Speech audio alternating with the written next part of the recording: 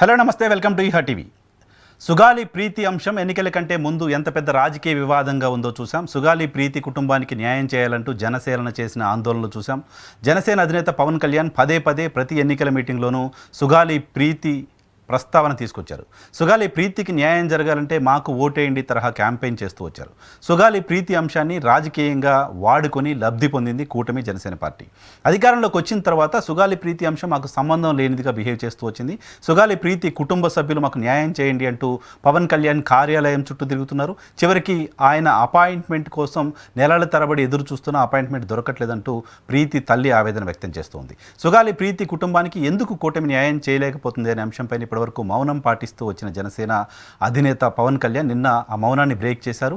మౌనాన్ని బ్రేక్ చేసిన సందర్భంగా ఆయన మాటలు చూసిన తరువాత సగటు రాజకీయ నాయకుడు కంటే దారుణంగా మాట్లాడారు. కేవలం రాజకీయ ప్రయోజనాల కోసం మాత్రమే మేము రాజకీయ స్లోగన్స్ ఇస్తాం తప్ప వాళ్ళకి న్యాయం చేయటం మా బాధ్యత కాదు అన్నట్లు బిహేవ్ చేశారు. సో రాజకీయ పార్టీలు ఈ అంశాన్ని వాడుకుంటూ ఉన్నాయి, వివాదం చేస్తున్నాయి, రాజకీయ ప్రయోజనాల కోసం ఉపయోగించుకుంటూ ఉన్నాయి. కానీ రాజకీయ పార్టీలతో సంబంధం లేకుండా ఈ కేసుని ముందు నుంచి ఫాలోఅప్ చేస్తూ వస్తున్న సుగాలి ప్రీతికి న్యాయం జరగాలని కోరుకుంటూ వస్తున్న సీనియర్ అడ్వకేట్ జై భీమ్రావ్ భారత్ పార్టీ అధ్యక్షులు జడస్ శ్రవణ్ కుమార్ గారు ఈరోజు ప్రస్తుతం అంతా పాటు లైవ్లో జాయిన్ అవుతున్నారు. ఈ కేసుకు సంబంధించి ఏం జరిగింది, మొదటి నుంచి పవన్ కళ్యాణ్ ఏం చెప్పారు, ఇప్పుడు ఎందుకు అది చేయలేకపోతున్నారు, చేయలేక చేతులు ఎత్తేస్తున్నామని ఆయన చెప్పడం వెనుక రీజన్స్ ఏంటి, చేయడానికి ఉన్న మార్గాలు ఏంటి, అసలు ఈ కేసులో ఏం జరిగిందో శ్రవణ్ గారితో మాట్లాడదాం. సార్ నమస్తే. గుడ్ ఈవినింగ్ అండి. సార్ ఏంటి అసలు సుగాలి ప్రీతికి న్యాయం జరగాలంటే ఏం చేయాలి? సుగాలి ప్రీతికి నేను ఫైట్ చేయడం వల్ల ఇప్పటివరకు న్యాయం జరిగింది, 5 ఎకరాల భూమి వచ్చింది, 5 సెంట్ల స్థలం వచ్చింది, 2 ఉద్యోగాలు వచ్చాయి, ఇవి పవన్ కళ్యాణ్ గారు మాట్లాడుతున్నారు. పవన్ పాయింట్ ఆఫ్ వ్యూలో చూస్తే పవన్ ఏం చేయాల్సి ఉంది, ఏం చేయకుండా తప్పించుకుంటున్నారు? అంటే ఈ కేసులో బాధితులకు న్యాయం జరగాలి అంటే ఫస్ట్ ఆఫ్ ఆల్ ఇది పొలిటికల్ ఫ్రేమ్లో నుంచి బయటకు రావాలి. సార్ మీరు ఇందాక ఇంట్రడక్షన్లో ఒక మాట చెప్పారు, సగటు రాజకీయ నాయకుడు కంటే పవన్ కళ్యాణ్ గారు దీన్ని రాజకీయాలకి వాడారు అని. అసలు పవన్ కళ్యాణ్ అయినటువంటి వ్యక్తి ఈ కేసులో కనుక ఇన్వాల్వ్ అవ్వకుండా ఉన్నట్టయితే ఈ పార్టీకి బాధితులకు న్యాయం జరిగేది. ఎందుకు బాధితులకు న్యాయం జరిగేది అంటే పవన్ కళ్యాణ్ అనేటువంటి ఒక ప్రతిపక్ష నాయకుడుగా ఉన్నటువంటి ఒక నాయకుడు ఎప్పుడు కూడా ఒక కేసుని రాజకీయం చేయాలి అని చూశారు అంటే ఆ రాజకీయం చేయాలి అని చూసే ప్రాసెస్లో ఈ కేసు క్లోజ్ అవ్వకుండా చూడటం వాళ్ళు ఫస్ట్ కర్తవ్యం. కరెక్ట్. ఎందుకంటే వాళ్ళు తొందరగా కేసు క్లోజ్ అవ్వలేరు. అంటే నేను ఈ మాట అనొచ్చో లేదో నాకు తెలియదు, కానీ సహజంగా కొంతమంది లాయర్స్ ఏం చేస్తారు అంటే మేము జడ్జెస్గా ఉన్నప్పుడు కూడా అఫ్ కోర్స్ ఇప్పుడు అందరూ లేరు, కొంతమంది లాయర్స్కి సంబంధించి ఒక కేసు క్లోజ్ అయ్యేటప్పుడు భార్యాభర్తలు ఇద్దరు ఏదైనా కేసు వేసుకున్నప్పుడు వాళ్ళిద్దరు రాజీ పడకుండా చూస్తారు వాళ్ళు కోర్టులో. వీలైనంత వరకు కేసుని ప్రొలాంగ్ చేయాలని చూస్తుంటారు. చాలా సందర్భాల్లో న్యాయమూర్తులు కూడా ఏమయ్యా వాళ్ళిద్దరు రాజీ పడతారంటే నువ్వెందుకు మధ్యలో అడ్డం పడుతున్నావు, నీకేం పని లేదా అని చెప్పి లాయర్ని తిట్టిన సందర్భాలు కూడా ఉన్నాయి. మేము సహజంగా ఒక ప్రాసెస్ ఎలా ఉంటుంది అంటే లాయర్ అనేటువంటి వ్యక్తి కేసు రాజీ అవ్వకుండా చూడటానికి ఎంత ప్రయత్నం చేస్తాడో ఒక రాజకీయ నాయకుడు కూడా తనకు అంది వచ్చిన అంశాన్ని రాజీ అవ్వకుండా దాన్ని క్లోజ్ అవ్వకుండా చూసుకుంటూ తన రాజకీయ లబ్ధిని చేకూర్చుకునే ప్రాసెస్లో ముందుకెళ్తూ ఉంటారు. అలా వెళ్ళినటువంటి కేసులో ఒక కేసు పవన్ కళ్యాణ్కి దొరికినటువంటి సుగాలి ప్రీతి కేసు. సుగాలి ప్రీతి కేసు అనేటువంటి ఒక కేసు జరిగింది 2017 ఆగస్టులో. గత ప్రభుత్వం అధికారంలో ఉన్నప్పుడు, అప్పుడు అధికారంలో ఉన్నది కూడా చంద్రబాబు నాయుడు ముఖ్యమంత్రిగా పవన్ కళ్యాణ్ గారే. పవన్ కళ్యాణ్ అనేటువంటి ఒక వ్యక్తి డైరెక్ట్గా ప్రభుత్వంలో లేకపోయినప్పటికీ అప్పుడు ఆ ప్రభుత్వానికి మద్దతు ఇచ్చి భారతీయ జనతా పార్టీతో పాటు కలిసి ఆ ప్రభుత్వంతో కలిసి ఏర్పాటు చేసినటువంటి వ్యక్తులు పవన్ కళ్యాణ్ గారు ఒకళ్ళు ఉన్నారు కదా ప్రభుత్వంలో భాగస్వామిగా. లాస్ట్లో ఏదో కొద్దిగా డిఫరెన్స్ ఆఫ్ ఒపీనియన్స్ వచ్చి బయటకు వచ్చారు తప్ప వాళ్ళు టిల్ 2018 వరకు కూడా భారతీయ జనతా పార్టీ, పవన్ కళ్యాణ్ అండ్ చంద్రబాబు నాయుడు గారి గవర్నమెంట్ కోరిలేషన్ గవర్నమెంట్. సో ఈ ప్రభుత్వంలో జరిగినటువంటి ఒక తప్పుని ఇంకొకటి కూడా చెప్తా, ఈ ప్రభుత్వంలో ఆగస్టులో జరిగితే విత్ ఇన్ స్పాన్ ఆఫ్, ఎందుకంటే ప్రజలకు కూడా డేట్లతో సహా చెప్పాలి కాబట్టి మనం కొంత వాస్తవాన్నే మాట్లాడుకుంటాం.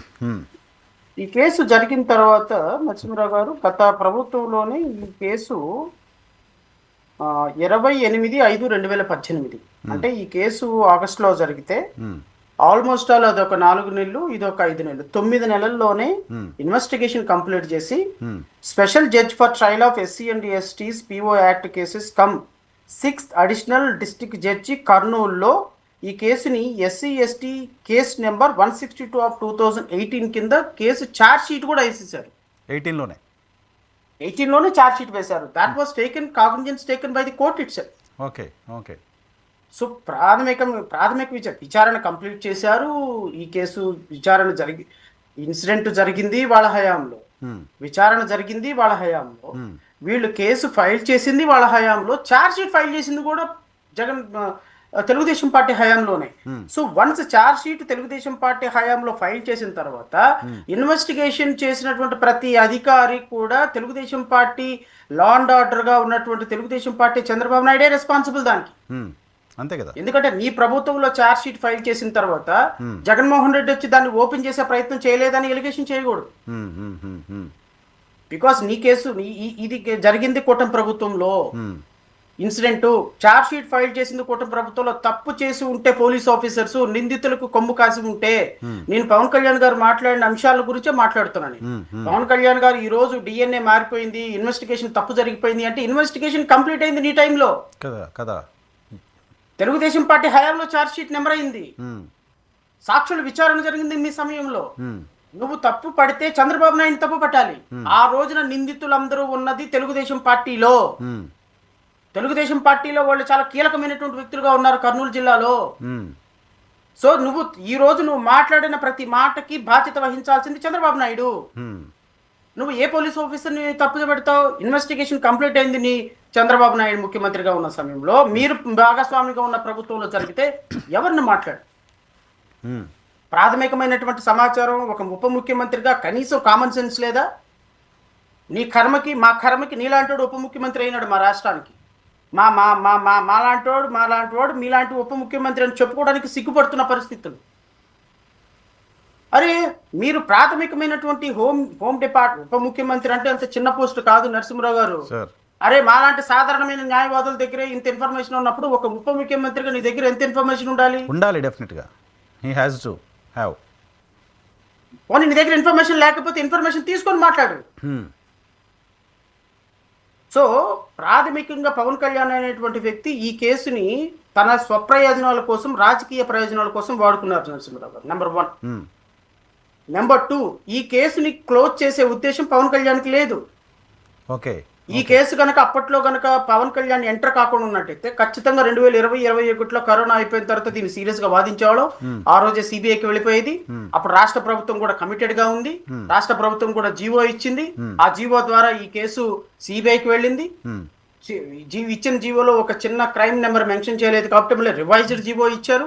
ఆ రివైజ్డ్ జీవో కూడా కేంద్ర ప్రభుత్వానికి ఇమ్మీడియట్ గా ఫార్వర్డ్ అయింది. బట్ సిబిఐ టేక్ ఓవర్ చేయలేదు ఇన్వెస్టిగేషన్.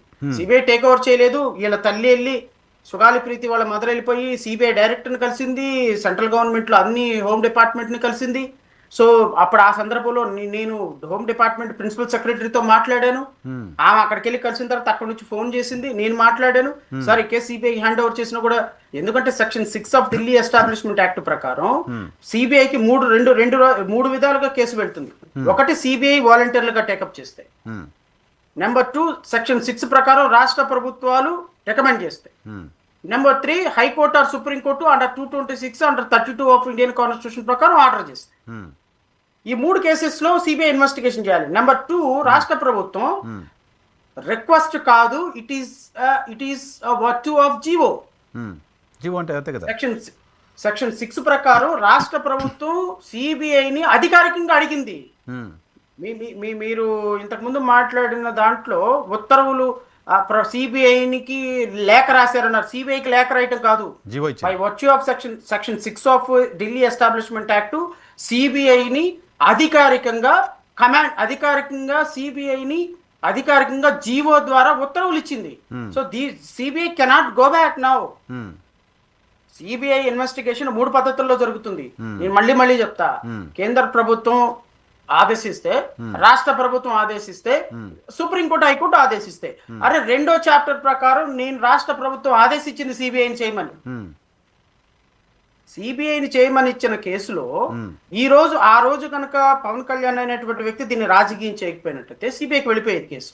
ఓకే ఓకే అనవసరంగా ఇతను ఇన్వాల్వ్ అయ్యి ఈ కేసులో నాలాంటి వాడిని జెన్యున్ గా ఫైట్ చేసేటువంటి వ్యక్తిని పక్కన పడేయించేసి, నిజంగా పవన్ కళ్యాణ్ లాంటి వ్యక్తి వెళ్ళిపోయి నేను నీకు న్యాయం చేస్తాను, ఇదిగో నాకు 2 లక్షల మంది ఉన్నారు, 2 లక్షల మంది జనాభా ఉన్నారు, ఇదిగో నేను అది చేయగలుగుతాను ఇది చేయగలుగుతాను. సహజంగా బాధితులకు ఎవరికైనా నమ్మకం కలుగుతుంది. జడా శ్రావణ్ కుమార్ ఎవరండి? జడా శ్రావణ్ కుమార్ ఒక సాధారణమైన న్యాయమూర్తి, ఒక చిన్న పదవికి రిజైన్ చేసి వచ్చి లాయర్గా ఉన్నాడు. జడా శ్రావణ్ కుమార్ ఆయనకి ఎవరున్నారు, డబ్బులు ఉన్నాయా లేవా, మంది మార్పులో ఉందా లేదో తెలియదు. సో పవన్ కళ్యాణ్ అంత వ్యక్తి వచ్చి నాకు ఎష్యూరెన్స్ ఇచ్చినప్పుడు సహజంగానే ఆశ పుడుతుంది. ఓకే. సో అదొకటి.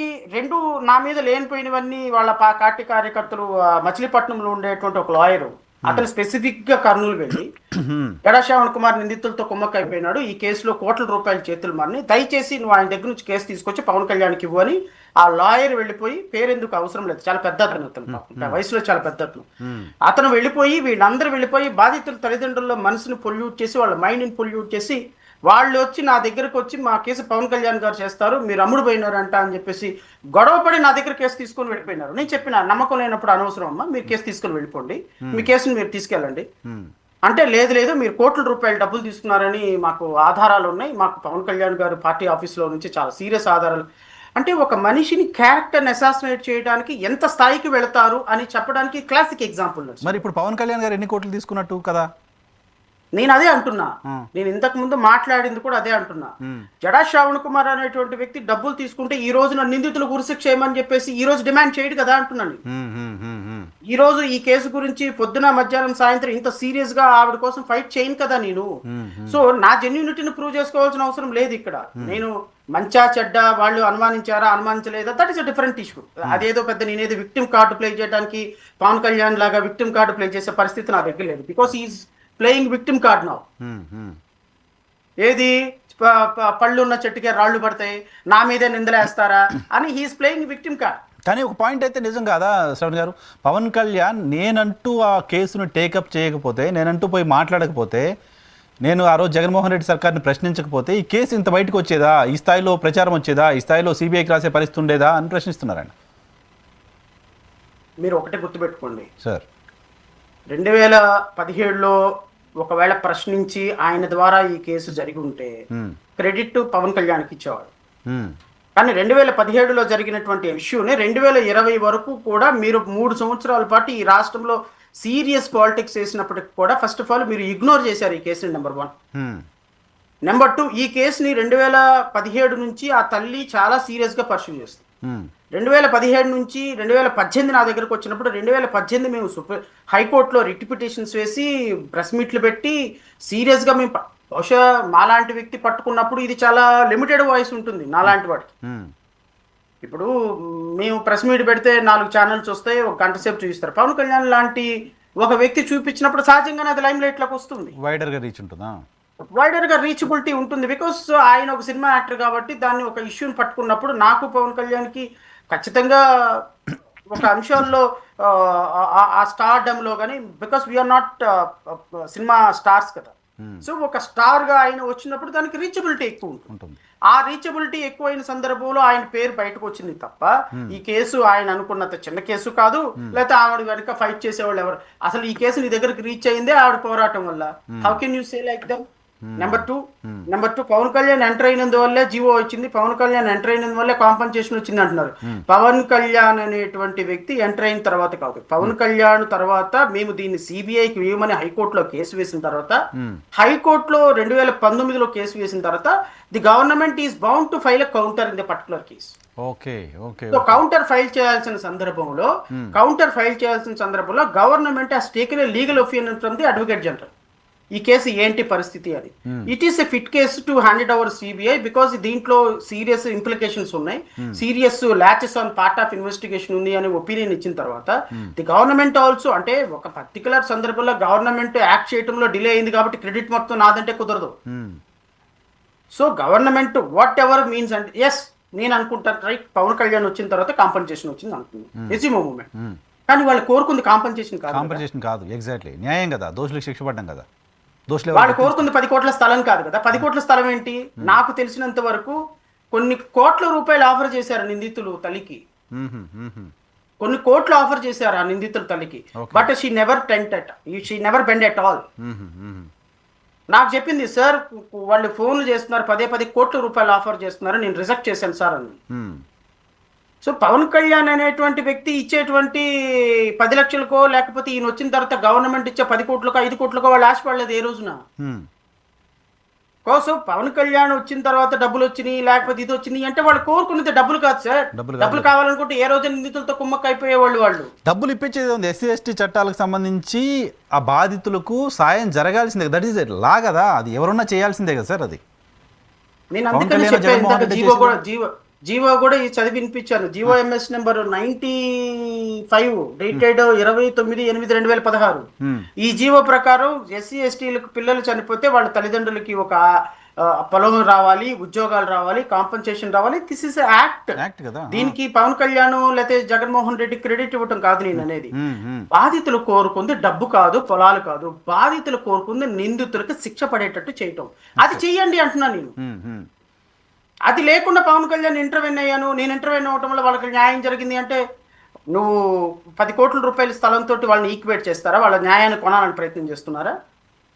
నరసింహర్ గారు, నేనేం చెప్తానంటే పవన్ కళ్యాణ్ గారు పొద్దున మాట్లాడినటువంటి స్పీచ్ లో ఆయన మాట్లాడటం ఏంటంటే 10 కోట్ల రూపాయల స్థలం ఇచ్చాము, అది ఎకరం 2 కోట్లు, ఇట్స్ ఓన్లీ అన్ అజంప్షన్. 5 ఎకరాల పొలం ఇచ్చారు. ఫార్చునేట్లీ ఆర్ అన్ఫార్చునేట్లీ ఆ పొలం తర్వాత మార్కెట్ వాల్యూ ప్రకారం కొద్దిగా పెరిగి ఉండొచ్చు. దాన్ని మీరు అజంప్షన్ తోటి ప్రెజంప్షన్ తోటి 10 కోట్ల స్థలం ఇచ్చారు. 10 కోట్ల స్థలం మీరు కావాలని వాళ్ళకి ఒక 5 ఎకరాల పొలం ఇచ్చారు. ఆ 5 ఎకరాల పొలం కొద్దిగా మార్కెట్ వాల్యూ ప్రకారం పెరిగి ఉండొచ్చు. అది 10 కోట్లు అనేది ఎవరికి తెలియదు. సో నేను 10 కోట్ల స్థలం ఇచ్చాను, నేను వచ్చిన తర్వాత ఇవన్నీ వచ్చేసినాయి అంటే మీరు వచ్చిన తర్వాత రావాల్సింది న్యాయం, పడాల్సింది దోషులకు శిక్ష. అది వదిలేసేసి గవర్నమెంట్కి గత ప్రభుత్వం డబ్బులు ఇచ్చింది, గత ప్రభుత్వం డబ్బులు ఇవ్వడానికి కారణం నేనే అంటే ఆడెవడికో మగపిల్లాడు పుట్టాడు, దానికి కారణం నేనే, నేను ఆశీర్వదించడం వల్ల వాళ్ళకి మగపిల్లాడు పుట్టాడు అన్నట్టు ఉంటుంది. మొత్తం ఈ ఎంటైర్ ఎపిసోడ్లో 2017లో ఆ పాప చనిపోయిన దగ్గర నుంచి ఈ రోజు వరకు సుగాలి ప్రీతి తల్లిదండ్రులు మాకు ఆర్థిక సాయం ఇవ్వండి, మాకు ఉద్యోగం ఇవ్వండి, మాకు ఇంకేదో డబ్బులు ఇవ్వండి అని ఎక్కడ మాట్లాడడం నేను వినలా. దోషులను శిక్షించండి అని ఒక మాట తప్ప ఇంకో మాట వాళ్ళ దగ్గర నుంచి వినలా. దానికి కదా పరిష్కారం కావాల్సింది. అసలు పవన్ కళ్యాణ్ అనేటువంటి వ్యక్తి వాళ్ళని కలిసి మాట చెప్పిందే దోషులను శిక్షించే విషయంలో. దోషుల్ని నేను శిక్షిస్తాను, దోషులకి కఠినమైన శిక్షలు పడేటట్టు నేను చూస్తాను. సో దోషులకు శిక్ష విషయంలో నేను మీకు సహకరిస్తానని చెప్పిన మాట నేను ఒక్క వీడియో నేను మీకు వినిపిస్తాను. ఎందుకంటే ఈ వీడియో రాష్ట్ర ప్రజలకి కూడా అవసరం. ఒక మనిషి క్లాసిక్ గా ఎలా పాలిటిక్స్ చేయగలుగుతాడు, ఎలా సినిమాటిక్ వ్యూస్ అన్నిటిని కూడా పాలిటిక్స్ లో పెట్టి ప్రజల ఎమోషన్ తో ఆడుకోగలడు అని చెప్పడానికి క్లాసిక్ ఎగ్జాంపుల్. నన్ను చాలా మంది అడుగుతుంటారు, ఏంటి పవన్ కళ్యాణ్ గారు అంటే ఎందుకు అంత మీకు కోపం, వ్యక్తిగతంగా ఆయనతో మీకు ఏమన్నా గొడవలు ఉన్నాయా? పవన్ కళ్యాణ్ తో వ్యక్తిగతంగా గొడవలు పడాయంటే పెద్దవాళ్ళం అయితే ఏం కాదు నేను. కానీ పవన్ కళ్యాణ్ అనేటువంటి ఇప్పుడు నేను ఇక్కడ పవన్ కళ్యాణ్ అయినా మాట్లాడతాను, తమిళనాడులో విజయ్ అయినా మాట్లాడతాను. వీళ్ళందరూ సినిమాలో ఒక ఎమోషన్స్ ని ఎలా పండించాలి, ప్రేక్షకులు ఇప్పుడు పవన్ కళ్యాణ్ 10 మందిని కొడతాడు, ఆయన నిజంగా కొట్టడు, ఆయన పైనుంచి తోకుడు, నిజంగా పడరు, డాన్స్ వేయరు, మాట్లాడరు, పాటలు పాడరు, ఇవన్నీ మ్యానిపులేటెడ్ థింగ్స్, ఇవన్నీ జరగవన్న విషయం ప్రేక్షకుడికి తెలుసు. కానీ ప్రేక్షకుడు కుర్చీలో నుంచి 3 గంటలు లెగవకుండా పవన్ కళ్యాణ్ 10 అంతస్తుల నుంచి దూకగానే వీళ్ళు గోల్లో వేసి తన ఎమోషన్ ని అద్భుతమైనటువంటి డాన్స్ తో చూపించినప్పుడు మర్చిపోతాడు. కూర్చున్నటువంటి మీకు, ఇక్కడ కూర్చున్నటువంటి నాకు తెలుసు అది ఎంత నటనే అని. కానీ this will play in your mind, అంటే because they will take you to some extent, అంటే అన్కాన్షియస్ స్టేట్ ఆఫ్ మైండ్ లోకి తీసుకెళ్లి నిన్ను ఏ విధంగా మ్యానిపులేట్ చేసే సినిమా స్టార్స్ కు ఉన్నటువంటి ఆర్ట్, ఆ ఆర్ట్ పాలిటిక్స్ లోకి రావడం తప్పంటాను. అది ఇక్కడ చేయకూడదని నా పాయింట్ అది. పవన్ కళ్యాణ్ గారు వ్యక్తిగతంగా ఆయన ఒక human being, citizen of this country, ఆయన రావచ్చు, రాజకీయాలు చేయొచ్చు, తప్పేం లేదు. కానీ వీళ్ళు చేసే రాజకీయాలు ఎలాంటి రాజకీయాలు అవుతాయి అంటే డేంజరస్ పాలిటిక్స్, అంటే ప్రజాస్వామ్య వ్యవస్థ కుప్పగూలిపోద్ది ఇలాంటి వ్యక్తుల్ని పాలిటిక్స్ లో ఎంకరేజ్ చేస్తాయి. నేను ఈవెన్ విజయ్ కూడా, అక్కడ తమిళనాడులో విజయ్ కూడా వీళ్ళంతా సినిమా యాక్టర్లుగా హీరోలుగానే ఉండాలి. వీళ్ళు పాలిటిక్స్ లోకి వస్తే తల్లి ఎమోషన్ తో ఈ రోజు ఎలా ఆడుకున్నాడు పవన్ కళ్యాణ్. 30,000 మంది ఆడపిల్లలు మిస్ అయ్యారని ఎమోషన్స్తో రాష్ట్ర ప్రజలతో ఎలా ఆడుకున్నాడు. ఒక్క పవన్ కళ్యాణ్ మొదటి నుంచి ఈ రోజు వరకు మాట్లాడినటువంటి ఒక్క మాట కరెక్టా నరసింహారావు గారు చెప్పండి. I'm going out of the box, I'm going out of the box. Stable గా లేరు కదా, చేంజ్ అవుతా వస్తున్నారు కదా. 2009 వాళ్ళ అన్నయ్య ప్రజారాజ్యం పార్టీ పెట్టిన దగ్గర నుంచి కాంగ్రెస్ పార్టీని పచ్చిబూతులు తిట్టిన పవన్ కళ్యాణ్, తర్వాత బీజేపీతో కలిసి తెలుగుదేశంతో కలిసి తెలుగుదేశాన్ని బీజేపీని పచ్చిబూతులు తిట్టినటువంటి పవన్ కళ్యాణ్ మళ్ళీ ఇమ్మీడియట్ గా తెలుగుదేశంలో నుంచి విడిపోయి మళ్ళీ భారతీయ జనతా పార్టీలో చేరి భారతీయ జనతా పార్టీ ఐడియాలజీ మోసి భారతీయ జనతా పార్టీతో మళ్ళీ విభేదించి బయటకు వచ్చి సిపిఐ, సిపిఎం, బహుజన్ సమాజ్ పార్టీతో కలిసి ఇలా ముగ్గురుతో కలిసి రాజకీయాలు చేసి మళ్ళీ 2019లో 2020లో మళ్ళీ భారతీయ జనతా పార్టీ పంచం చేరి మళ్ళీ 2024లో భారతీయ జనతా పార్టీ తెలుగుదేశం పార్టీ అంటే ఇంచుమించుగా రాష్ట్రంలో ఎన్ని రాజకీయ పార్టీలు దేశంలో ఉన్నాయో రాష్ట్ర రాజకీయాలతో ముడిపి అన్ని రాజకీయ పార్టీలతో కలిసి ప్రయాణం చేసిన పవన్ కళ్యాణ్ ఒక ఐడియాలజికల్ వ్యూ పాయింట్ ని కాలి కింద తొక్కి ఆ వ్యూ పాయింట్ తోటి సినిమా పాలిటిక్స్ ని తీసుకొచ్చి పాలిటిక్స్ ని పొల్యూట్ చేసేటువంటి వ్యక్తి అనేటువంటి నా అభిప్రాయం. ఓకే, దానికి నేను క్లాసిక్ ఎగ్జాంపుల్ ఒక్క నిమిషం, ఇది ఖచ్చితంగా మీరు విని తీరాలి రాష్ట్ర ప్రజల కోసం. Please sir.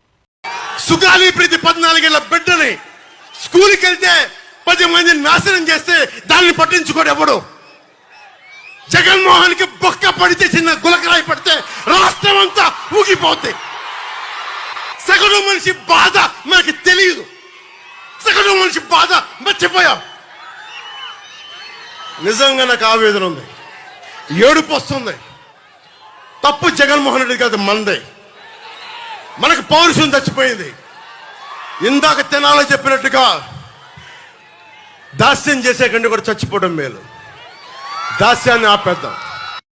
నేనేమంటానంటే ఇంత దారుణంగా పవన్ కళ్యాణ్ అనేటువంటి ఒక వ్యక్తి ఈ కేసును తీసుకొని ముందుకెళ్ళిన తర్వాత ఆ బాధితులకి ఈ రోజు న్యాయం చేసే విషయంలో కంప్లీట్ గా అంటే నాకు పొద్దున బాధ అనిపించిన విషయం ఏంటి అంటే పవన్ కళ్యాణ్ లాంటి ఒక డిప్యూటీ చీఫ్ మినిస్టర్ ఆధారాలు లేవు, కేసు క్లోజ్ అయిపోతుంది, ఆధారాలు లేనప్పుడు నేనేం చేసేది, నేను ఇన్వెస్టిగేషన్ ఆఫీసర్ అన్నాను సార్. ఇప్పుడు ఈ case final state of mind and final fate of this case ఏంటో చెప్పండి. కదా ప్రభుత్వం చేతులు ఎత్తేసింది, సిబిఐ మేము చేయమంటోంది, రాష్ట్ర ప్రభుత్వం దగ్గర ఆధారాలు లేవు, చెరిపేశారు, డిఎన్ఏ మ్యాచ్ అవుతుందని చెప్తా అంటే క్లోజ్ చేయదలుచుకున్నారా? నో, ఈ కేసులో ఆధారాలు లేవు, నిందితులు మేము ఏం చేయలేము అని చెప్పకనే చెప్పేసినట్టు పవన్ కళ్యాణ్ గారి స్టేట్మెంట్ ఉంది. ఏంటి సార్ ప్రభుత్వం ముందున్న ఆప్షన్స్ ఏంటి, పవన్ కళ్యాణ్ ముందున్న ఆప్షన్స్ ఏంటి, ఏం చేయడానికి సంబంధించిన అవకాశం ఉంది as for you?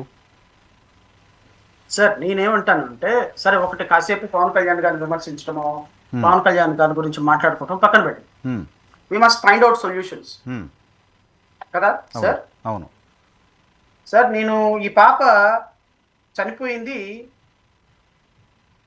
19th August 2017 అనుకుంటా, 2017 సార్. 2017 పాప చనిపోయిన తర్వాత ఈ పాపకి వెరీ నెక్స్ట్ డే అంటే 1 day 2 days గ్యాప్లో పోస్ట్ మార్టం చేశారు. పోస్ట్ మార్టం చేసినప్పుడు team of doctors post mortem చేశారు. హెడ్ ఆఫ్ ది డిపార్ట్మెంట్, ఈ head of the department Kurnool వాళ్ళు కూడా పోస్ట్ మార్టం చేశారు sir. Cytology report, histopathology report, culture report, chemical analysis report and viscera report. Number 1. Number 2, ఈ అమ్మాయిని ఎక్కడి నుంచి ఈ శాంపిల్స్ కలెక్ట్ చేశారంటే sir external genitalia, cervix and uterine cavity of the deceased. ఇవన్నీ కూడా ఆ పాప యొక్క మర్మాంగానికి సంబంధించినటువంటి పార్ట్లలో నుంచి కొంత తీశారు. ఇవన్నీ తీసి దీన్ని తెలంగాణ ఫోరెన్సిక్ సైన్స్ ల్యాబొరేటరీకి పంపించారు. అప్పుడు మనకి ఆంధ్రప్రదేశ్లో ఫోరెన్సిక్ సైన్స్ ల్యాబొరేటరీ లేదు, తెలంగాణలో ఉంది సార్. దీనిలో వచ్చినటువంటి రిపోర్ట్ యొక్క ఫైనల్ వెర్డిక్ట్ ఏంటి అంటే ఈ పాప మల్టిపుల్ టైమ్ ఈ పాపతో సెక్స్ చేశారు. With evidence recent sexual intercourse prior to her death. And moreover, sperms examined shows superficial squams with a few endocervical cells with admired sperm of human beings. అంటే ఆ పాప మర్మాంగాలలో హ్యూమన్ బీయింగ్ స్పర్మ్ ఉంది. అంటే నేను ఇంకా పచ్చిగా చెప్పాలంటే ఆమె అబ్డామన్ మొత్తం స్పామ్ తో నిండిపోయింది sir. This is a finding of doctor, team of doctors, నాది కాదు. స్పర్మ్ కంప్లీట్ గా అబ్డామన్ మొత్తం స్పామ్ తో నిండిపోయింది, హ్యూమన్ బీయింగ్ స్పామ్ తో నిండిపోయింది, మల్టిపుల్ సక్సెస్ చేశారు. So as per report of doctors it is confirmed she underwent sexual intercourse. సరే ఈ నిందితులు చేశారా లేదా అనేది కాసేపు పక్కన పెట్టదు. ఎవడో ఒక నిందితుడు ఉన్నాడు. నిందితులు డిఎన్ఏ అయితే మ్యాచ్ కాలేదు సార్. ఈ పాప చనిపోయింది 19/8/2017 ఎట్ అబౌట్ 12 noon సార్, హాస్టల్లో చనిపోయింది. అంటే అర్థం ఏంటి, ఈ పాప ప్రయర్ టు డెత్ అంటే 24 గంటలు 48 గంటల వరకు స్పర్మ్ మన దాంట్లో ఉంటుంది. ఒక పాపను రేప్ చేసినప్పుడు మెడికల్ టెర్మినాలజీ ప్రకారం ఆ పాపలో ఆ స్పర్మ్ కి సంబంధించినటువంటివన్నీ కూడా అబ్డోమెన్ లో వాష్ అవుట్ అవ్వకుండా, వానిష్ అవ్వకుండా 48 hours వరకు ఉంటాయి. అంటే ఆ పాప ముందు రోజు రాత్రి ఆ పాపని ఎవరో రేప్ చేశారు. 14 సంవత్సరాల పాప ఒక కట్టుదిట్టమైన హాస్టల్లో ఉన్నప్పుడు, హాస్టల్లోకి నర పురుగు ప్రవేశించే అవకాశం లేనప్పుడు, possibilities of last seen theory ప్రకారం వెళ్ళగలిగింది నిందితులు మాత్రమే. ఎందుకంటే ఈ హాస్టల్ ఉండేదే నిందితులు ఉన్నటువంటి క్వార్టర్స్ లో. ఓకే, వాళ్ళు అక్కడే ఉంటారు. నిందితులకు తప్ప ఇంకెవ్వరికి అవకాశం లేదు అక్కడ హాస్టల్, లేడీస్ హాస్టల్లోకి వెళ్ళడానికి.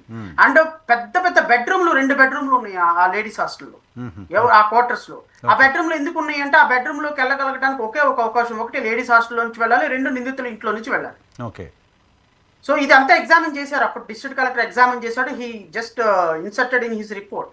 నేనేమంటానంటే పాపని ఆ ముందు రోజు ఎవరైనా రేప్ చేశారా, రేప్ నిజంగా రేప్ జరిగింది అనేది వాస్తవం, నిందితులు చేశారా లేదో నాకు తెలియదు. ఇప్పుడు రేప్ జరిగింది అన్న మాట వాస్తవం అయితే ఎవరు చేశారని ఫైండ్ అవుట్ చేయాల్సింది పోలీసులే. పోలీస్ కదా. సో 2018లో తెలుగుదేశం పార్టీ హయాంలో ఉన్నటువంటి, తెలుగుదేశం పార్టీ గవర్నమెంట్ లో ఉన్నటువంటి పోలీసులు ఇన్వెస్టిగేషన్ చేసి వీళ్ళ 3 నిందితులు అని చెప్పిన తర్వాత వాళ్ళ డిఎన్ఏ వీళ్ళతో మ్యాచ్ అవ్వకుండా పోలీసులు ఛార్జ్ షీట్ ఎలా ఫైల్ చేశారు? ఎగ్జాక్ట్లీ, వాళ్ళ నిందితులను ఎలా తేల్చారు, ఎలా ఒక కంక్లూజన్కి వచ్చారు? ఛార్జ్ షీట్ వాళ్ళ పేర్లు ఇన్వెస్టిగేషన్ ఆఫీసర్ అయిన తర్వాత, if you are investigation officer, మీరు initial post mortem report central forensic science ల్యాబొరేటరీకి పంపించిన తర్వాత DNA was not matching, then how the police is entitled to file a charge sheet? వాళ్ళ నిందితులు అంటే అర్థం ఏంటి? You purposefully, your team intentionally, your team knowing pretty well they are not accused and they filed a charge sheet against these bloody people to see that tomorrow the court is going to acquit these people. Okay okay okay okay okay. Intentional గా Kurnool police, see what Pavan Kalyan today spoke with the media అండి, చెప్పండి. DNA is not matching అన్నారు. DNA match కానప్పుడు పోలీసులు ఎలా charge sheet file చేశారు? పోలీసులు charge sheet తప్పుడుగా ఫైల్ చేసినప్పుడు is it not a case of reinvestigation or further investigation? Definitely. The investigation or reinvestigation or further investigation has to be conducted by the special investigation agency. What is wrong in that? True. So సిబిఐకి hand over చేసిన తర్వాత CBI రేపు వచ్చి examine చేసి ఎవరు నిందితులని ఇప్పటికైనా కనిపెట్టగలిగిన అవకాశం పవన్ కళ్యాణ్ కున్నా, why he is not doing so is my question. Okay okay okay. ఇప్పుడు మీరు అడిగారు నన్ను, సార్ శ్రవణ్ గారు ఏం చేయాలి, ఎందుకు పవన్ కళ్యాణ్ తిట్టుకోవటం, వాళ్ళని తిట్టుకోవటం, వీళ్ళని తిట్టుకోవటం, మనం ఇప్పుడు వాళ్ళ నిందితులకు న్యాయం చేయాలి. వాళ్ళు అడుగుతుంది ఈ 3కి శిక్ష భయమని కాదు నరసింహరావు గారు, నిందితులు ఎవరో తెలుసు, బాధితులు అడుగుతుంది వీళ్ళకి శిక్ష వేయమని కాదు. వాళ్ళ అప్రహెన్షన్ ఏంటి అంటే ఈ రూమ్స్ లోకి వేరే ఎవరు వెళ్ళే అవకాశం లేదు, వీళ్ళు చేసి ఉంటారు అని వాళ్ళ అనుమానాన్ని పోలీసులు నివృత్తి చేస్తూ వాళ్ళ మీద ఛార్జ్ షీట్ వేశారు. వాళ్ళ మీద ఛార్జ్ షీట్ వేసిన తర్వాత ఈ రోజున డిఎన్ఏ మ్యాచ్ అవటం లేదంటే రేపొద్దున కేసు కొట్టేసిన తర్వాత కొత్త నిందితులను పట్టుకోవడానికి అవకాశం ఉండదు కదా ఒకసారి విచారణ జరిగిన తర్వాత. అంతే, క్లోజ్ కదా. ప్రభుత్వం ఇట్ సెల్ఫ్ కన్ఫర్మ్ చేస్తుంది ఎవరు లేరు, ఏం చేయలేకపోతున్నాం, సాక్షులు కొనేశారు. ఉప ముఖ్యమంత్రి మాట్లాడుతున్నారు కదా. ఇప్పుడు ఫర్దర్ ఇన్వెస్టిగేషన్ సిబిఐ చేత చేపించాల్సిన బాధ్యత పవన్ కళ్యాణ్కి లేదా? ఎవరు ఆ నిందితులు పట్టుకోవాల్సిన బాధ్యత పవన్ కళ్యాణ్కి లేదా? పవన్ కళ్యాణ్ చేతులు దులుపుకొని వాష్ అవుట్ చేసుకొని నాకేం సంబంధం లేదు, నిందితులు డిఎన్ఏ మ్యాచ్ అవటం లేదంటే ఎట్లా? ఈ రోజున పవన్ కళ్యాణ్ సిబిఐతో మాట్లాడి ఫర్దర్ ఇన్వెస్టిగేషన్ చేయించాలి. ఫర్దర్ ఇన్వెస్టిగేషన్ లో నిందితులు ఎవరో కనిపెట్టాలి. With in span of 6 months లో SC/ST చట్టం ప్రకారం 2 నెలల్లో జైలు శిక్ష పడాలి ఛార్జ్ షీట్ ఫైల్ చేసిన తర్వాత. ఇప్పటికీ కనీసం 10 సంవత్సరాలైన కోర్టు మెట్లెక్కలేదు కేసు. సో పవన్ కళ్యాణ్ అనేటువంటి వ్యక్తి పర్పస్ఫుల్ గా, ఇంటెన్షనల్ గా, వాళ్ళు నా మీద ఎలిగేషన్ చేయడం కాదు, నేను ఎలిగేషన్ చేస్తున్నా. పవన్ కళ్యాణ్ కు సంబంధించినటువంటి టీముతో వాళ్ళు నిందితులు మాట్లాడాలని ప్రయత్నం చేసినప్పుడు కొన్ని కోట్ల రూపాయలు తీసుకొని వాళ్ళు ఈ రోజు జనసేన పార్టీ కావాలని కర్నూలులో నిందితుల్ని శిక్ష పడకుండా వాళ్లతో కుమ్మక్కయ్యి ఇన్వెస్టిగేషన్ నీరు గారుస్తుందని నేను ఆరోపిస్తున్నా. నా దగ్గర ప్రాథమికమైన ఆధారాలు ఉన్నాయి. ఖచ్చితంగా వీళ్ళు ఆ నిందితులతో వీళ్ళ టీం వెళ్ళి వాళ్ళ నిందితులతో మాట్లాడటం, దానికి పవన్ కళ్యాణ్ అసెంట్ ఉండటం, పవన్ కళ్యాణ్ కోఆపరేషన్ చేయటం, పవన్ కళ్యాణ్ ఈ కేసులో నేను చూస్తాను, లీగల్ యాక్టివ్నెస్ ఎలాగోన్నాయో ఇన్వెస్టిగేషన్ ల్యాచెస్ అక్కడ దాన్ని ఏ విధంగా చేయాలని చూడటం. సో ఇది ఖచ్చితంగా బాధితులని వాళ్ళని మోసం చేయటమే అంటాను. అంతే కదా, న్యాయం చేస్తారని హోప్తో ఉన్నారు పవన్ కళ్యాణ్ పైన వాళ్ళు. పవన్ కళ్యాణ్ చేయగలిగి ఉండి సిబిఐ ఎంక్వైరీ కనీసం సరే ఈ ప్రభుత్వం వచ్చిన తర్వాత ఈ కేసులో ఆమెకు న్యాయం చేయడం కోసం చేసిన ప్రయత్నం ఏమైనా కనపడిందా మీకు? ఎక్కడి నుంచి తిరిగి ఇటు తిరిగి సెంట్రల్ బ్యూరో ఆఫ్ ఇన్వెస్టిగేషన్ దగ్గర నుంచి వీళ్ళు చేసినటువంటి వీళ్ళు చేయగలిగిందంటే ఏంటంటే సిబిఐకి మరి సిబిసిఐడి దగ్గరికి వచ్చి ఆంధ్ర రాష్ట్ర పోలీసులకు అప్పగించారు ఈ కేసు.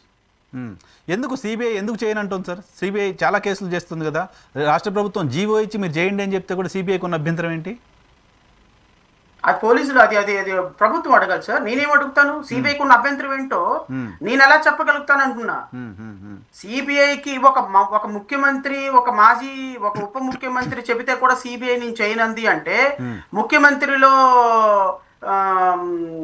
ఉప ముఖ్యమంత్రి యొక్క ఎఫర్ట్ ని శంకించాలా, లేకపోతే సిబిఐ చేయనంటుంది అంటే సిబిఐకి అంత అద్భుతమైనటువంటి ఇండిపెండెన్స్ ఉందని భావించాలా? ఈ రాష్ట్రంలో, ఈ దేశంలో ఏ టీ స్టాల్ వ్యక్తిని, ఏ రిక్షా వాళ్ళని అడిగినా సెంట్రల్ బ్యూరో ఆఫ్ ఇన్వెస్టిగేషన్ అంటే అది ఎప్పుడో అమ్ముడుపోయిన సంస్థ, సెంట్రల్ బ్యూరో ఆఫ్ ఇన్వెస్టిగేషన్ అంటే కేంద్ర ప్రభుత్వం దగ్గర ఉండి పనిచేస్తుంది కదండి అనేటువంటి ఒక మైండ్ సెట్ ఉన్న ఈ రాష్ట్రంలో సెంట్రల్ బ్యూరో ఆఫ్ ఇన్వెస్టిగేషన్ నేను ఇన్వెస్టిగేషన్ చెయ్యను, ఒక ముఖ్యమంత్రి చెప్పినా నేను చేయను, ఒక ఉప ముఖ్యమంత్రి చెప్పినా నేను చేయను, లేకపోతే ఒక పవన్ కళ్యాణ్ లాంటి సెంట్రల్ ఇన్ఫ్లుయెన్షియల్ పర్సన్ ఉన్నా కూడా నేను చేయను అంది అంటే మీకు ఈ ఫిష్ అర్థం కాలేదా దీని వెనుకున్నది? సో రాష్ట్ర ప్రభుత్వం సీరియస్గా చిత్తశుద్ధితో సిబిఐ ఎంక్వైరీ కోసం ప్రయత్నం చేయట్లా. పవన్ కళ్యాణ్ తమలపాకల యుద్ధం చేస్తున్నాడు నిందితులతో. ఓకే ఓకే, మల్లెపూల యుద్ధం చేస్తున్నాడు. నేను కొట్టినట్టు నటిస్తా, నువ్వు దెబ్బ తగిలినట్టు నటించు అని అంటున్నారు. Pavan Kalyan is not doing ఈ job with an intention to see that these people should punish.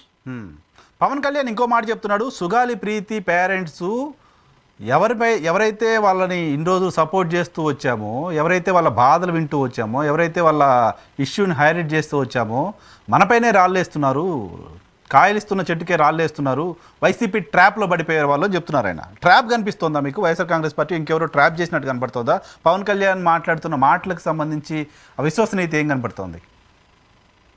Pavan Kalyan ఉప ముఖ్యమంత్రి కాబట్టి ఆయన మాట్లాడే మాటలకు నేను సమాధానం చెప్పాను. నేనే కాదు, ఎవరైనా విశ్లేషణ చేయాలి. ఆయన ఉప ముఖ్యమంత్రి కాకపోతే ఆయన సింపుల్ పవన్ కళ్యాణ్ అయితే రోడ్డు పక్కన ఉన్న ముస్లిం కూడా ఆయన మాటలకు సమాధానం చెప్పారు. ఇదే ఎనీ లాజిక్ అండి? Is there any logic? అరే గొడవ పెట్టింది నువ్వు, రంకెలేసింది నువ్వు, ఆ ఇష్యూని తీసుకొని నేనే ముఖ్యమంత్రిని, ఉప ముఖ్యమంత్రి అయితే ఫస్ట్ కేసు కింద నేను ఆ కేసుని ఫస్ట్ కేసు కింద తీసుకొచ్చి చూపిస్తానని చెప్పింది మీరు. నేను ఇంకొక వీడియో పంపిస్తాను, మన ప్రభుత్వం వచ్చిన తర్వాత ఫస్ట్ కేసు కింద చేసేది సుగాలి ప్రీతి కేసునే అని కొన్ని వేల మందిలో ఇన్సూరెన్స్ ఇచ్చిన వీడియో పంపిస్తా, అది కూడా ప్లే చేయండి. ఇది తీసుకుంది మీరు, నేను కాదు కదా తీసుకున్నది. ఈ కేసుని తీసుకుంది మీరు. ఉప ముఖ్యమంత్రి అయితేనో ప్రభుత్వంలోకి వస్తే చేస్తానంది మీరు చెయ్యను, మీరు పట్టించుకోనప్పుడు 15 సంవత్సరాలు షీ హాస్ వెయిటెడ్ పేషియెంట్లీ, 15 నెలలు మీ జనసేన పార్టీ కార్యాలయం ముందు కొన్ని 10 సార్లు ఆవిడ మీ అపాయింట్మెంట్ కోసం వెయిట్ చేసి తిరిగి ఆవిడ ఓపికలకి ఈ రోజు 15 నెలల తర్వాత మీడియా ముందుకు వచ్చింది. మీరు అది గమనించలా? ఇప్పుడు పవన్ కళ్యాణ్కి ఏదో ఈ రోజు వచ్చి రేపు చేయమని చెప్పలా, 15 నెలల పాటు ఒక చిన్న హోప్ ఇవ్వండి సార్ వాళ్ళకి. అంతే కదా, అపాయింట్మెంట్ ఇవ్వట్లా, హోప్ విషయం వదిలేసేయండి. ఆమె కనీసం అపాయింట్మెంట్ కూడా దొరకట్లేదని చెప్తోంది. ఎందుకు కేసుని సిబిఐకి హ్యాండ్ ఓవర్ చేయండి. అమ్మా సిబిఐకి హ్యాండ్ ఓవర్ చేయించాను నేను, ఇదిగో కొంత జరిగింది, ఖచ్చితంగా మీకు కొన్ని రోజుల్లో 1 నెల 2 నెలల్లో ఇన్వెస్టిగేషన్ చేయిస్తా, ఖచ్చితంగా నిందితులకు శిక్ష పడేటట్టు చేస్తా, ఇదిగో ఇప్పుడు నేను వచ్చిన తర్వాత సిబిఐకి వెళ్ళింది, 1 సంవత్సరం 6 నెలలు ఆగండి, దీని మీద ప్రోగ్రెస్ ఏంటో చూద్దామని కొద్దిగా హోప్ ఇవ్వండి. మీరే ఆధారాలు లేవు, ఇంకెవడేం చేస్తాడు? నేను ఇన్వెస్టిగేషన్ చేస్తానా? మీరు దాంట్లో ట్రాప్ లో పడ్డారు, మీకు 10 కోట్లు ఇచ్చాము సరిపోలేదా? మీరు వైసీపీ ట్రాప్ లో పడ్డారు అంటే ఈ రోజు వాళ్ళ అధికార ప్రతినిధి మాట్లాడతాడు, ఆ వీడియో కూడా పంపిస్తాను. రాష్ట్ర అధికార ప్రతినిధి మాట్లాడతాడు, అతను న్యాయవాదే. పనికి మాలిన నా కొడుకులందరూ సపోర్ట్ చేస్తున్నారు, ఈ నా కొడుకులందరిని ముందు పెట్టుకొని ఆవిడొచ్చి ఈ రోజు మాట్లాడుతుందని అధికారికంగా మహా టీవీ ఇంటర్వ్యూలో మాట్లాడుతుంది. Who is that gentlemen? Gade Venkateswarlu అని. నేనేం అడుగుతానంటే మా సోదరుడిని, సరే మీరు తిడితే నేనేం ఫీల్ అవ్వను కానీ ఆవిడకి సహకారం చేసిన వాళ్ళంతా పనికిమాలిన నా కొడుకులైతే మరి ఇంతకు ముందు ఆవిడ ఇష్యూని ముందు వేసుకుని వెళ్ళిన వాళ్ళని ఏమనాలి? ఆ భాష మీ కరెక్ట్. అధినేతను ఏమనాలి? మనం ఒక బాధితురాలు వచ్చింది, ఆవిడ 15 నెలల పాటు ఆవిడకి న్యాయం జరగల, మళ్ళీ ఆవిడ రోడ్డు మీదకి వచ్చింది, ఆవిడ కావాల్సింది న్యాయం, నీ 10 కోట్లు డబ్బు కాదు. అరే నేను చేయలేను, నా వల్ల కాదు, నేను ఇన్వెస్టిగేషన్ ఆఫీసర్నా, అయినా డిఎన్ఏ మ్యాచ్ అవ్వటం లేదని ఓపెన్ గా చెప్పడం ఏంటి సార్? అలా చెప్తే బాధితుల మొరాలిటీ ఏమవుతుంది? అంతే అంతే కదా. ఎవరు సార్ ఆ నిందితులు? ఎవరు సార్? ఏ ప్రభుత్వం? ఇప్పుడు 3 ప్రభుత్వాలు మారినాయి. 3 ప్రభుత్వాలు మారినప్పటికీ 3 ప్రభుత్వాలను ఇన్ఫ్లుయెన్స్ చేసి 3 ప్రభుత్వాల్లో కూడా శిక్ష నుంచి తప్పించుకుంటూ కనపడకుండా హైడెన్గా ఉండి ఫైట్ చేస్తున్న ఎవరా నిందితులు? ఎందుకంత బలవంతులుగా ఉన్నారు వాళ్ళు? వాళ్ళ బలం ఏంటి? మీరు ఆ కేసును స్టార్టింగ్ నుంచి ఫాలోఅప్ చేశారు. ఎస్ సార్, వీళ్ళు నిందితులు ముగ్గురు కూడా కట్టమంచి రామలింగారెడ్డి కాలేజీ యాజమాన్యానికి సంబంధించినటువంటి ముగ్గురు వ్యక్తులు సార్. వీళ్ళ ముగ్గురు కూడా ఇద్దరు ఆ Kattamanchi Ramalingareddy group of companies కి ఇద్దరు కొడుకులు, తండ్రి, ముగ్గురు. ఒక ఆయన ఎండి, ఇంకో ఆయన ఒక ఆయన చైర్మన్, ఇద్దరు ఆ కాలేజీకి సంబంధించి అఫైర్స్ నడిపేవాడు. వీళ్ళ కాలేజీ యాజమాన్యానికి పూర్తి బాధ్యత తీసుకోవాల్సినటువంటి వాళ్ళు వల్లపు రెడ్డి, జనార్దన్ రెడ్డి, హర్షవర్ధన్ రెడ్డి, దివాకర్ రెడ్డి. వీళ్ళ ముగ్గురు కూడా ఇద్దరు కొడుకులు, ఒక తండ్రి. వీళ్ళ ముగ్గురు నిందితులు అనేది బాధితుల ఆరోపణ. పోలీసులు కూడా కన్ఫర్మ్ చేసి వాళ్ళ ముగ్గురు మీద ఛార్జ్ షీట్ ఫైల్ చేశారు. సో నేను ఆరోపించినంత మాత్రాన నిందితులుగా పోలీసులు కన్ఫర్మ్ చేయరు కదా. సో పోలీసులకు ప్రాథమికమైనటువంటి సమాచారం ఉన్న తర్వాత వాళ్ళ మీద ఛార్జ్ షీట్ ఫైల్ చేశారు. సో ఛార్జ్ షీట్ ఫైల్ చేశారు కాబట్టి యాజ్ ఆన్ టుడే వాళ్ళ ముగ్గురు నిందితులు అనుకోవాలి. సో వీళ్ళ ముగ్గురు మీద కేసు ఫైల్ చేసిన తర్వాత వీళ్ళ ముగ్గురు డిఎన్ఏతో మ్యాచ్ అవ్వటం లేదని ఈ రోజు చెబితే ఈ కేసు ఫేట్ రేపు 1 సంవత్సరం తర్వాత 2 సంవత్సరాల తర్వాత ఈ కేసు 100% కొట్టేస్తారు. ప్రభుత్వమే ఉప ముఖ్యమంత్రి బయటకు వచ్చి ఏం లేవు, ఎవరు తేలట్లేదు, మ్యాచ్ అవ్వట్లేదు అనే మాట మాట్లాడడం అనేది ఇండికేషన్ కదా, కేసులో ఏం లేదు, కొట్టేయబోతున్నారని చెప్పడానికి. మరి ఈ కేసు ఫేట్ ఏంటో చెప్పండి మీరే, సీనియర్ జర్నలిస్ట్ గా. ఎక్కడికి వెళ్ళాలి ఈ కేసు? ఎవరు పట్టుకోవాలి ఈ కేసు? కేసు డైరెక్షన్ ని ప్రభుత్వం డిక్టేట్ చేస్తోంది. కేసు డైరెక్షన్ ఏంటో ప్రభుత్వం చెప్తుంది. నిజానికి ఛార్జ్ షీట్ లో వాళ్ళు నిందితులని పోలీసులు చెప్పినప్పుడు వాళ్ళు నిందితుడిగా ప్రూవ్ చేయాల్సిన బాధ్యత పోలీసులదే కదా. సార్ జరిగింది ఏందో చెప్తాను సార్. 2017లో ఇష్యూ జరిగిన తర్వాత అప్పుడు తెలుగుదేశంలో ఉన్నారు. 2018లో తెలుగుదేశం పార్టీ చంద్రబాబు నాయుడుతో కుమ్మక్కైపోయినారు. వీళ్ళు చాలా బలమైనటువంటి నాయకులు, కొన్ని 100 కోట్ల రూపాయలు ఉన్నటువంటి వాళ్ళు. వీళ్ళు కుమ్మక్క అయిపోయిన తర్వాత somehow and other way the government colluded with the accused. Investigation complete గా కాంప్రమైజ్ అయిపోయింది. సో ఇన్వెస్టిగేషన్ ఎలా కాంప్రమైజ్ అయిపోయింది ఏంటి అనేది నా దగ్గర పీస్ మెయిల్ ఇన్ఫర్మేషన్ ఉంది. ఏ విధంగా స్పర్మ్ రిపోర్ట్ ని మార్చేశారు, ఏ విధంగా FSL రిపోర్ట్ ని, DNA రిపోర్ట్ ని మార్చేశారు, ఏ విధంగా పర్పస్ఫుల్ గా కావాలని కింద కోర్టులో డిస్మిస్ చేయించుకొని దాని మీద హైకోర్టుకి వెళ్లకుండా ఆఫ్ చేశారు. ఇది పోలీసులు ఏ విధంగా అప్పుడున్నటువంటి DSP కుమ్మక్క అయిపోయినాడు అనే దగ్గర నా దగ్గర పూర్తి సమాచారం ఉంది. Because we have inserted everything in our writ petition. So ఈ విధంగా వీళ్ళు ఈ విధంగా అయిపోయిన తర్వాత, ఈ విధంగా ఇదైపోయిన తర్వాత, కాంప్రమైజ్ అయిపోయిన తర్వాత మీరు నమ్ముతారా లేదా నరసింహారావు గారు, ఛార్జ్ షీట్ 3 పారాగ్రాఫ్లు ఉంటుంది. 3 పేజీలు కాదు, 3 పారాగ్రాఫ్లు ఉంటుంది ఛార్జ్ షీట్. ఏంటి పారాగ్రాఫ్ ఛార్జ్ షీట్ అంటే, పలానా వ్యక్తులు, పలానా అమ్మాయి చనిపోయింది, పలానా తారీఖున హ్యాంగింగ్ చేసుకుని చనిపోయింది, ఈ అమ్మాయి చనిపోవడానికి పలానా వాళ్ళు కారణమని బాధితులు ఆరోపించారు, వీళ్ళని అరెస్ట్ చేశాం, అంతే. బాధితులు ఆరోపించారు కాబట్టి అరెస్ట్ చేశాం, మేము విచారణ చేసి 3 పారాగ్రాఫ్లో విచారణ కంప్లీట్ చేశారు. ఈ కేసు ఇలా చూడగానే రేపొద్దున ఇలా ఫస్ట్ పేజీ చూడగానే కొట్టేస్తారు, అంతే కదా. ఏముంది దాంట్లో? కొట్టేయకపోతే నా క్రేవింగ్ అది. రేపొద్దున ఈ కేసు విచారణకు వస్తే కొట్టేస్తారు, విచారణ మళ్ళీ చేయాలి అనేది నా క్రేవింగ్. హైకోర్టులో ఇన్వెస్టిగేషన్ చేయాలి, ఫర్దర్ ఇన్వెస్టిగేషన్ చేయాలి. బికాజ్ ఛార్జ్ షీట్ ఫైల్ చేసి కోర్టు కాగ్నిజెన్స్ తీసుకున్న తర్వాత ఇంకా where is the question of going ahead with the trial. So Pawan Kalyan గారిని నేను వాళ్ళ బాధితుల తరపు నుంచి రిక్వెస్ట్ చేసేది ఏంటి అంటే, ఈ కేసు ప్రాథమికంగా పోలీసులు కొల్యూడ్ అయిపోయినారు, పోలీసులు కాంప్రమైజ్ అయిపోయినారు. వీళ్ళు తెలుగుదేశం పార్టీలో కీలకమైన నాయకులుగా ఉన్నప్పుడు వాళ్ళందరూ కొన్ని 10 కోట్ల రూపాయలు ఇచ్చి తెలుగుదేశం పార్టీ నాయకుల్ని ఇంక్లూడింగ్ చంద్రబాబు నాయుడు కూడా మేనేజ్ చేశారు. గత ప్రభుత్వం తర్వాత ప్రభుత్వం మారింది కదా, తర్వాత ప్రభుత్వం చెప్తాను. తర్వాత ప్రభుత్వం మారింది, తర్వాత వీళ్ళు మళ్ళీ వైసీపీలోకి వచ్చారు. ఓహో ఓకే ఓకే అర్థమైందా? తర్వాత మళ్ళీ వీళ్ళు వైసీపీలోకి వచ్చారు. దీనికి ఎగ్జామ్షన్ వైసీపీ నాయకులనే నేనేం చెప్పడంలా. ఆ ప్రభుత్వంలో జరిగింది కదా, మాకెందుకని వైసీపీ ప్రభుత్వం మెల్లకుండిపోయింది. Okay. Somehow they made an effort. అంటే కొద్దిగా గుడ్డిలో మెల్లబెట్టరని జగన్మోహన్ రెడ్డి మనం అప్రిషియేట్ చేయాలి ఒక విధంగా. సిబిఐకి రాశారు. ఎందుకు అప్రిషియేట్ చేయాలి అంటే సిబిఐకి ట్రాన్స్ఫర్ చేశారు, వాళ్ళకి కాంపన్సేషన్ ఇచ్చాడు. గత ప్రభుత్వంలో జరిగిందని కూడా లేకుండా ఆయన చిత్తశుద్ధి చూడ ప్రయత్నం చేశాడు. బికాస్ ఆయన directly or indirectly is not involved in any manner, either conducting investigation, లేకపోతే జగన్మోహన్ రెడ్డి టైంలో ఇన్వెస్టిగేషన్ కంప్లీట్ అయిందా, అది కూడా కాదు. ఇన్వెస్టిగేషన్ కంప్లీట్ అయింది మీ ప్రభుత్వం హయాంలోనే. సో ఇప్పుడు తెలుగుదేశం పార్టీ హయాంలో జరిగినటువంటి ఇన్వెస్టిగేషన్ ఈ రోజు కనుక మళ్ళీ దాన్ని రీఓపెన్ చేస్తే తెలుగుదేశం పార్టీకి చాలా పెద్ద దెబ్బ. అందుకోసమనే పవన్ కళ్యాణ్ గారు పర్పస్ఫుల్ గా ఇంటెన్షనల్ గా ఈ కేసుని పక్కన పడేయడానికి కారణం అది. ఓకే, పక్కన పెట్టేసాము, దాన్ని ఏం చేయలేమని చెప్పేశాడు ఈ రోజు నిన్న చెప్పేశారు. ఇప్పుడు నిందితులకు శిక్ష పడినా, నిందితులను ఏ విధంగా ప్రయత్నం చేసినా, వాళ్ళు తెలుగుదేశం పార్టీలో వాళ్ళు డబ్బులు ఇచ్చినటువంటి దాన్ని వాళ్ళు లింక్స్ అన్ని బయట పెట్టాల్సి వస్తుంది.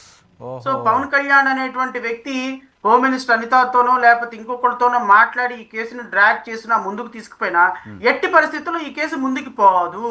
ఎందుకు పోదు అంటే దీనికి తెలుగుదేశం పార్టీలో అధినేత చంద్రబాబు నాయుడు దగ్గర నుంచి ప్రతి కీలకమైన నేత దీంట్లో ఇన్వాల్వ్ అయి ఉన్నారు. ఇంకెలా వెళ్తుంది ముందుకు చెప్పండి మీరు. సో ఈ పరిస్థితుల్లో ఆ కుటుంబానికి న్యాయం ఎక్కడ సార్? ఇంకా ఏం చూడాలి? ఎక్కడ నమ్మాలి? ఎవరిని నమ్మాలి? ఎవరి కోసం వాళ్ళు మాకు వచ్చి న్యాయం చేయండి అని అడగాలి?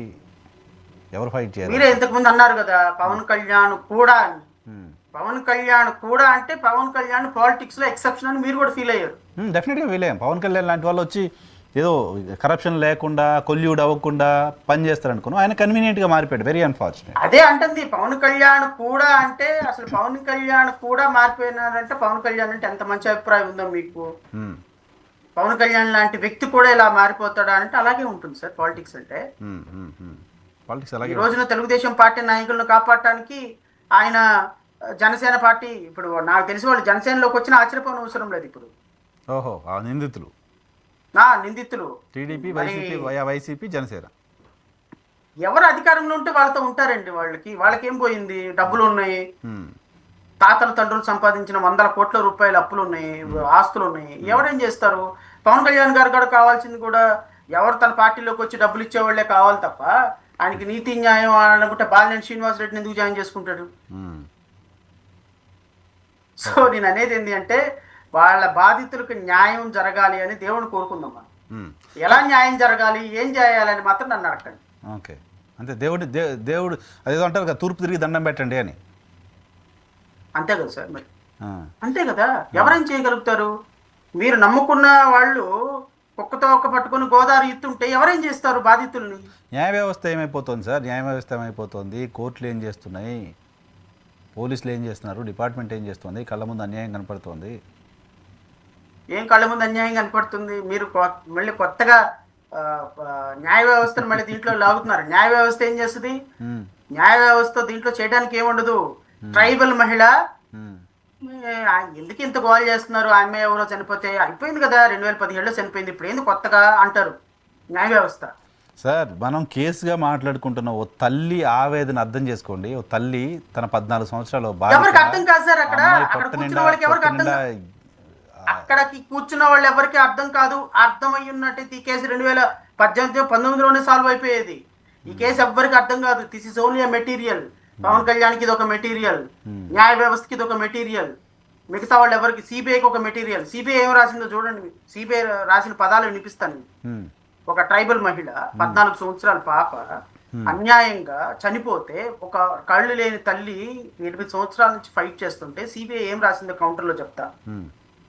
It is submitted that limited resources of CBI is already engaged in an investigation of various other important and sensitive cases entrusted by the Supreme Court and High Court and the state government, and hence there is resource constraint in CBI. Okay. It was requested that it would not be feasible for CBI to take up further investigation in the above. So వాళ్ళ దగ్గర మనుషులు లేరు కాబట్టి, వాళ్ళ దగ్గర source లేదు కాబట్టి, resources లేవు డబ్బులు లేవు. డబ్బులు లేవు కాబట్టి, సో పవన్ కళ్యాణ్ గారు జోలె పట్టుకొని డబ్బులు వసూలు చేసి ఇవ్వచ్చు కదా సిబిఐకి, ఏమవుతుంది?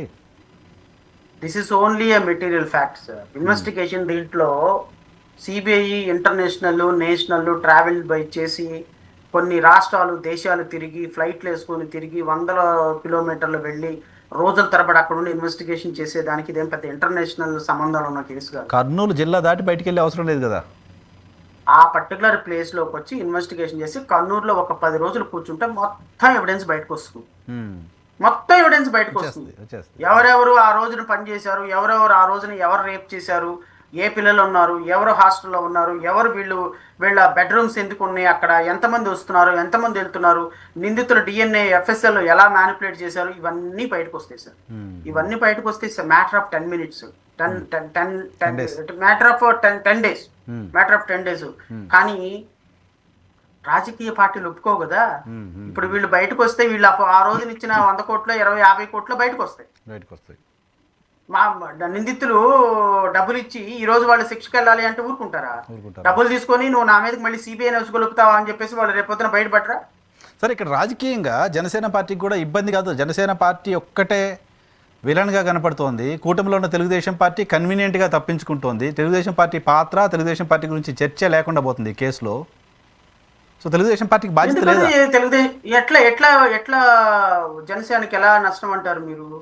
జనసేనే కదా చుట్టుకోవాలి. ఈ పాపకి అన్యాయం జరిగితే ఈ పాపకి న్యాయం చేయలేకపోతే, అంటే ఇప్పుడు పాపకి న్యాయం చేస్తే అన్యాయం చేస్తే ప్రజలు ఓట్లు వేయరని మీరు అనుకుంటున్నారా? ప్రజలు ఓట్లు వేయటానికి, ప్రజలు ఓట్లు అయిపోవటానికి ఈ పాపకి అన్యాయానికి సంబంధం లేదు సార్. Sir right.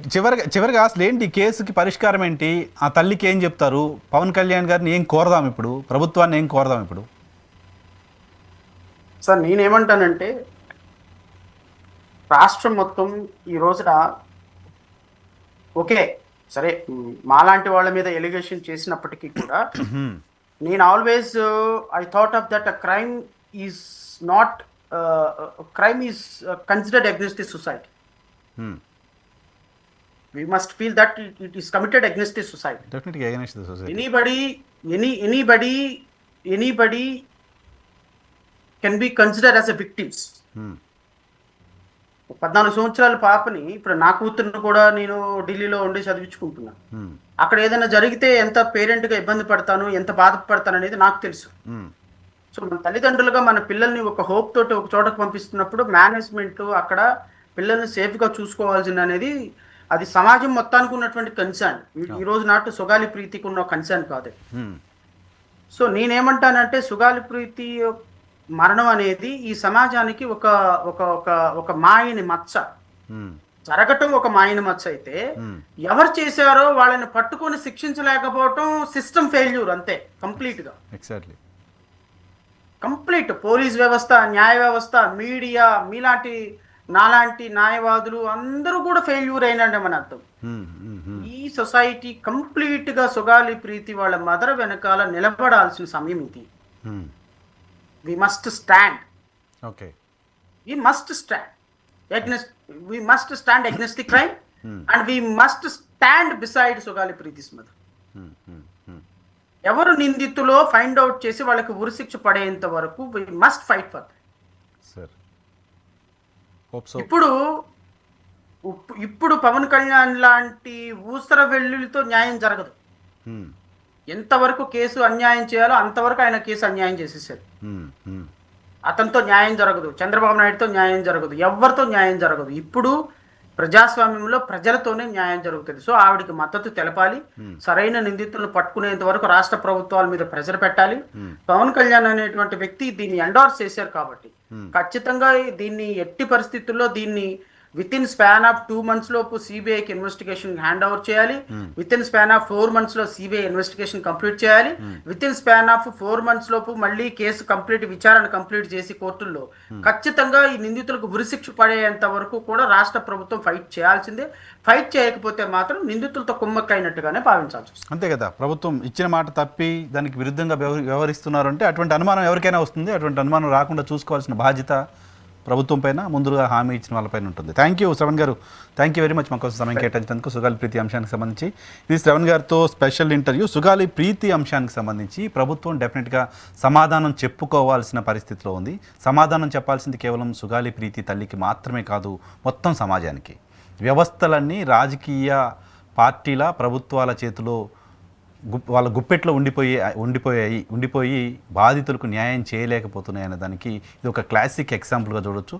సో సమాజం మద్దతు ప్రస్తుతం సుగాలి ప్రీతి పేరెంట్స్కి ఉండాలి అనేది శ్రవణ్ గారు చెప్తున్నమాట. Thank you very much.